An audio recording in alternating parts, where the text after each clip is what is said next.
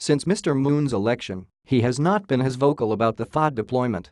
That changed on Tuesday when he learned that the remaining 4 THAAD launchers had also arrived in South Korea, although not put in place in Seongju, and that his office has been kept in the dark about it.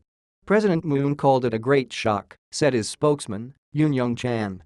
He ordered a probe on how the 4 launchers were brought into the country, whose decision it was, and why it has not been made public to the people, and why it has not been reported to the new government until now. There was no immediate reaction from the United States military or the South Korean Defense Ministry. Many liberal domestic supporters of Mr. Moon have feared that the THAAD deployment would do little to protect South Korea from North Korean missiles and instead bring their country deeper into a hegemonic struggle between the United States and China.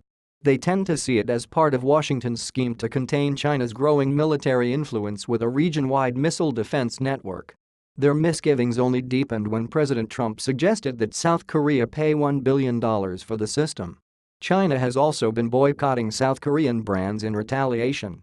But Mr. Moon's conservative foes regarded the THAAD as a key to guarding against North Korea and condemned China's economic retaliation as bullying.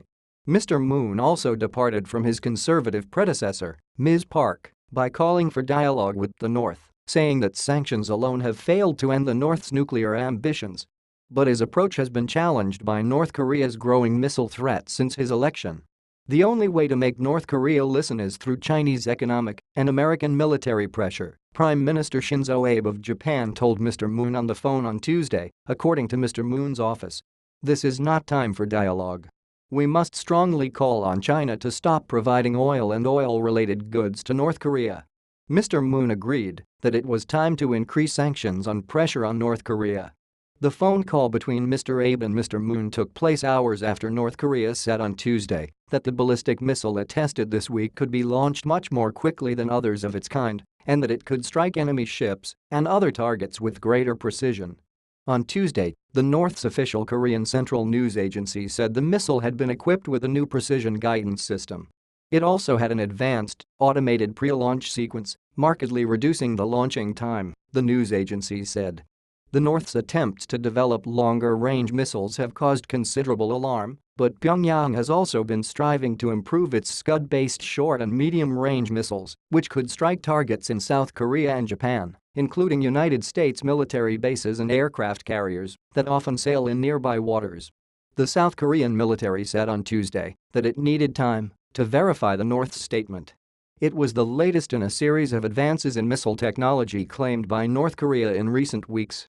So far this year, North Korea has conducted 9 ballistic missile tests, some of which analysts later said demonstrated new technologies.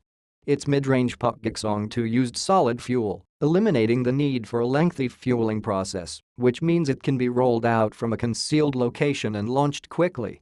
The intermediate-range Hwasong-12, which the North tested on May 14, had a longer range than any missile it had launched before.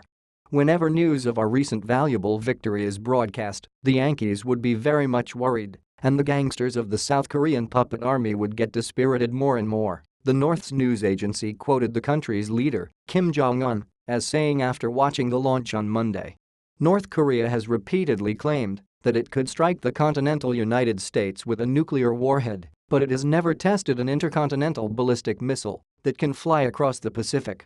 The Trump administration has been calling on China, North Korea's main ally, to bring maximum pressure and engagement to stop the North from reaching that goal. 2 American aircraft carriers, the Carl Vinson and the Ronald Reagan, are engaging in exercises in the Western Pacific, not far from the Korean peninsula. Hours after the North's missile test on Monday, the American B-1B Lancer bombers conducted their drill over South Korea. The North's statement on Tuesday noted these developments, referring to the flights as a nuclear bomb-dropping drill, though Lancers are no longer nuclear capable. Continue reading the main story.